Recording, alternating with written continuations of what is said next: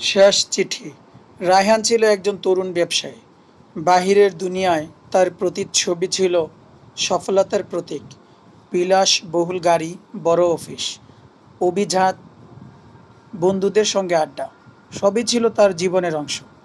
কিন্তু এসবের মাঝে সে যেন কাউকে হারিয়ে ফেলেছে। সেটা বুঝতেই পারেনি। সে হারিয়ে ফেলেছিল আল্লাহকে, আখিরাতকে এবং নিজেকেই। একদিন তার অফিসে একটি খামে মোড়ানো চিঠি এলো। প্রেরক তার ছোট ভাই নাঈম। কিন্তু অদ্ভুত ব্যাপার, চিঠির উপরে লেখা ছিল, তুমি যদি এই চিঠি পড়ার সময় বেঁচে থাকো তাহলে আল্লাহর শুকর আদায় করো, যদি না থাকো তাহলে আমার দোয়া রইল, তোমার কবর যেন আলোকিত থাকে। রায়হান চিঠিটি খুলল। ভাইয়া, আজ তোমার জন্মদিন। আমি জানি তুমি হয়তো বড় কোনো পার্টির আয়োজন করেছ, অথচ আমি কবরস্থানের পাশে বসে এই চিঠি লিখছি। আমি ক্যান্সারে আক্রান্ত, আর চিকিৎসকরা বলেছে আমার হাতে মাত্র কয়েকটা দিন, আমার দুনিয়া শেষ হয়ে আসছে।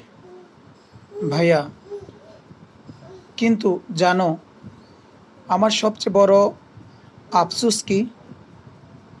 আমি ছোটবেলায় যখন ফজরের আজান শুনে তোমার ঘুম ভাঙাতাম, তুমি বলতে, ঘুমে খুব আরাম লাগছে নাইম, আমাকে আরেকটু ঘুমাতে দাও। আজ আমি যখন মৃত্যুর ঘুমে ঢলে পড়ছি, আমি চাই সেই ফজরের সাদাসিধে শান্তি, আল্লাহর নৈকট্য, জান্নাতের বাতাস। ভাইয়া, তুমি এখনো বেঁচে আছো, এখনো তওবার সময় আছে। তোমার অর্থ, নাম, খ্যাতি কিছুই কবরে যাবে না,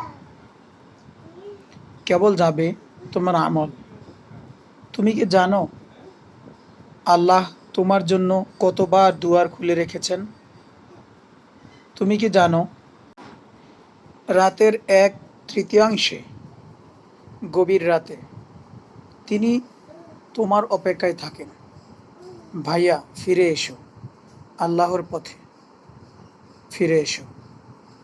আমি যদি আগেই চলে যাই কবরের অন্ধকারে, আমার হয়ে দোয়া করো, আর নিজের জান্নাত নিশ্চিত করার জন্য আজকেই বদলে যাও, নিজেকে বদলে ফেলো। রায়হান সেই চিঠি পড়ে স্তব্ধ হয়ে গেল। পার্টির সমস্ত প্রস্তুতি বাতিল করালো। সেই রাতেই সে কাঁদতে কাঁদতে সেজদায় পড়ে গেল। তার ঠোঁট কাঁপছিল। আল্লাহ, আমাকে ফিরিয়ে নাও, আমিও তোমার বান্দা, আমিও ক্ষমার যোগ্য হতে চাই। পরদিন থেকে প্রতিদিনের সালাত, কোরআনের তিলাওয়াত, মানুষের হক আদায়, সব কিছুতেই সে নতুন জীবন শুরু করলো। আর এটাই হওয়া উচিত প্রতিটি মুসলমানের। নাইম মারা গিয়েছিল 1 সপ্তাহ পর, কিন্তু তার সেই শেষ চিঠি বদলে দিয়েছে একজন মানুষকে, তার ভাই রায়হানকে।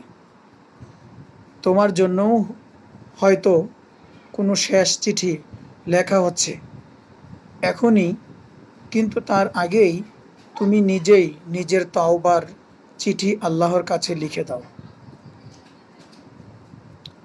কারণ মৃত্যুর ডাক আসবে হঠাৎ, প্রস্তুতির সুযোগ আর থাকবে না।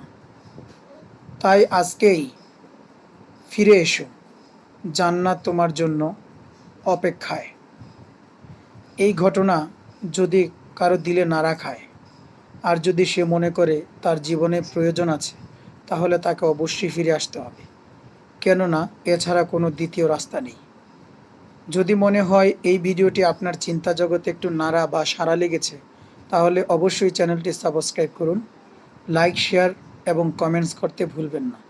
আপনার অনুভূতি জানাবেন। আপনার বদলানোর শুরুটা আজকে থেকেই হোক। এই ভিডিওটি মূলত মোটিভেশনাল, দিন ইসলামের পথে ফিরে আসার ব্যাপারে উৎসাহিত করার উদ্দেশ্যে বানানো। এই ভিডিওটিকে অন্য কোনো মাধ্যম বা অন্য কোনো বিষয়ের সাথে সংমিশ্রণ করবেন না দয়া করে।